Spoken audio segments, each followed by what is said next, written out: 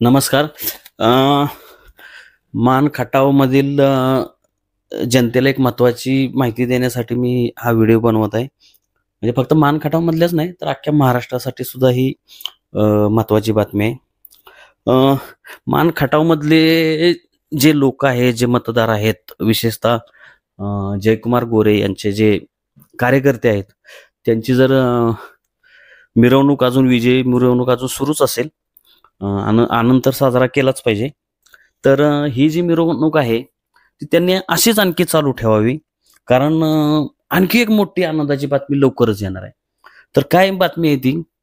तर देवेंद्र फडणवीस यांनी ठरवलंय, की जयकुमार गोरे यांना मंत्री बनवायचं.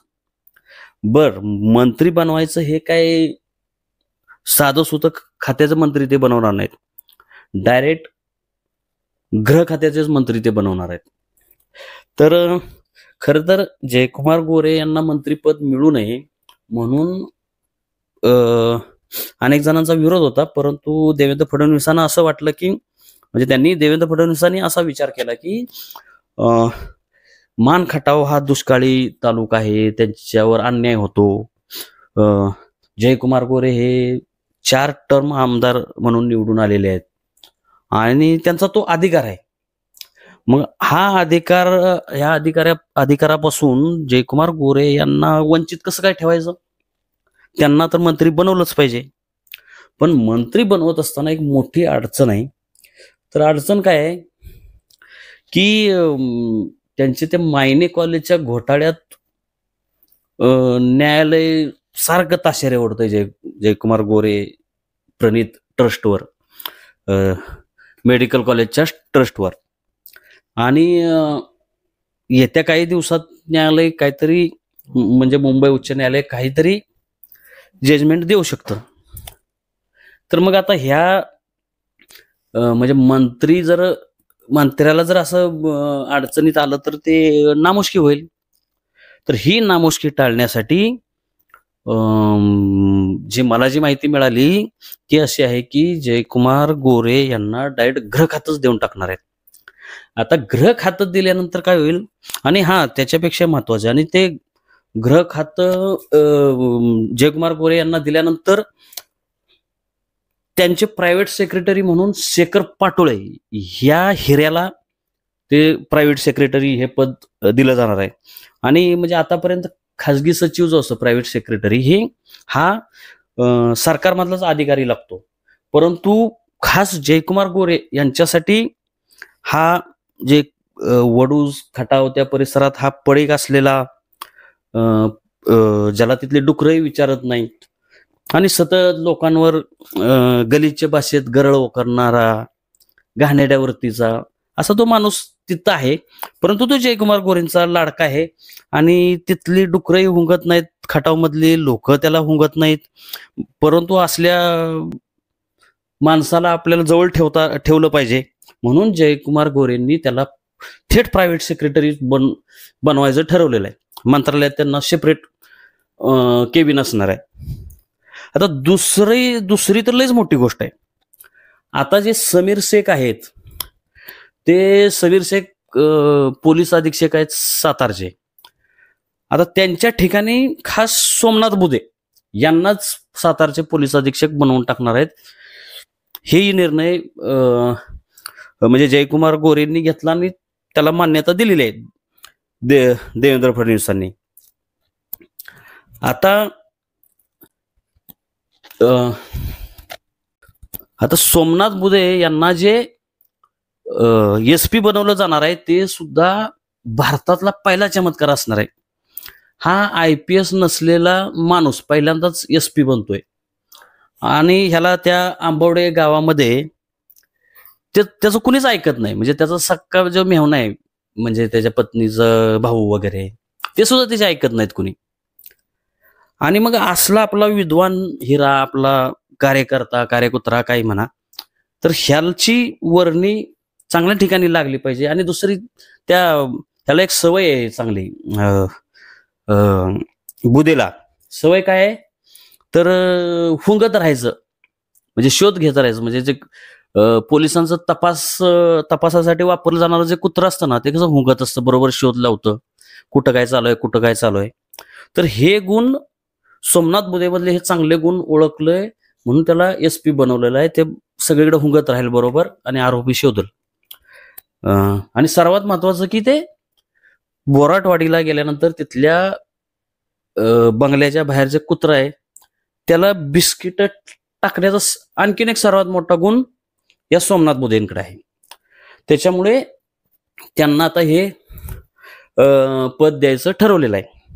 आता तुम्हाला सगळ्यांना माहितच आहे की जयकुमार गोरे यांच्या मायनी घोटाळ्याचा तपास व्यवस्थित करा म्हणून उच्च न्यायालय पोलिसांवर ताशेरे ओढतायत. पण सरकार काय उच्च न्यायालयाचं ऐकतच नाही. तर जयकुमार गोरेंना जर नेमलं त्या पदावर तर ते स्वतःच बरोबर ते पोलीस खातं व्यवस्थित हाताळतील. मग उच्च न्यायालयाने निर्णय देऊ द्या, नाहीतर सुप्रीम कोर्टाने देऊ द्या, नाहीतर इंटरनॅशनल कोर्टाने देऊ द्या, काय द्यायचे ते देऊ द्या निर्णय. पोलीस काय त्यांचं ऐकणारच नाहीत. आणि हे खातं, गृह खातं जयकुमार गोरे यांना देण्यामागचं आणखीन एक महत्वाचं कारण असं आहे की आता जे काही निवडून आलेले आमदार आहेत भाजपचे, तर पोलीस खात्याचा अनुभव असलेला, म्हणजे कुठलंही मंत्रिपद द्यायचं तर पहिलं त्याला म्हणजे त्या खात्याचा अनुभव आहे का. तर या निकषानुसार जयकुमार गोरे यांचा पोलीस खात्याचा अनुभव अतिशय दांडगा आहे. म्हणजे ज्यावेळी IPS कृष्णप्रकाश सांगलीला होते तर त्याचा किस्सा जयकुमार गोरे यांचा लोक अगदी चवीने सांगतात. म्हणजे असं म्हणलं जातं की त्यांचे त्या पोलीस स्टेशनमध्ये फोटोही लावले होते, ते हातात पाटी घेऊन आणि काय अर्ध्या चड्डीवर वगैरे. जास्त खोलात जायला नको, लोकांनी समजून घ्यावं. तर तशा पद्धतीचे फोटो तिथं लावलेले होते. मान खटावमध्ये तर त्यांचा धुमाकूळच चालू आहे. म्हणजे आरोपी असल्याच्या माळाच त्यांच्या गळ्यात आहेत. सरकारनेच एक पत्र दिलं होतं न्यायालयात, त्याच्यानुसार 25 गुन्हे त्यांच्यावर दाखल आहेत. आता पोलीस खात्याचा इतका दांडगा अनुभव असलेल्या माणसाला जर हे खातं सांभाळायला दिलं तर ते बरोबर त्या खात्याचा कार्यक्रम व्यवस्थित पार पाडेल. ही गोष्ट लक्षात घेऊन देवेंद्र फडणवीस यांनी जयकुमार गोरे यांना हे खातं द्यायचं ठरवलंय. दुसरेही मी असं ऐकतोय की त्यांना महिला व बालकल्याण खातंही द्यायचं विचार सुरू आहे. महिला खातं देण्यामागचं कारण असं की त्यांच्या महिलांचे किस्से खूप आहेत, अनुभव आहे त्यांना. तर त्यांनी एका माऊलीला, एका भगिनीला स्वतःचेच फोटो पाठवले होते. आता ते फोटो कुठल्या अवस्थेतले होते ते मला विचारू नका. म्हणजे आता हा जर माझा व्हिडिओ मंत्रालयातील अनेक अधिकारी असतील, भाजपमधले सगळे आमदार असतील, तर त्यांनी काय करावं की हे न्यायालयामध्ये याचिका दाखल झाल्यानंतर न्यायालयाने जे वर्णन केलेलं आहे त्या फोटोचं, म्हणजे एका माऊलीला पाठवलेला फोटो, तर ते वर्णन वाचा. म्हणजे ते वर्णन काय ते तर सांगण्याच्या लायकीचं नाही, ते सांगूही नाही, आणि ते न्यायप्रविष्ट प्रकरण आहे त्यामुळं बोलूही नाही त्याच्यावर. परंतु भाजपच्या नेत्यांनी जरूर ऐकावं. आणि विशेषतः ज्या भाजपच्या ज्या महिला आमदार आहेत त्यांनी तर ते जरूर ते वाचलं पाहिजे.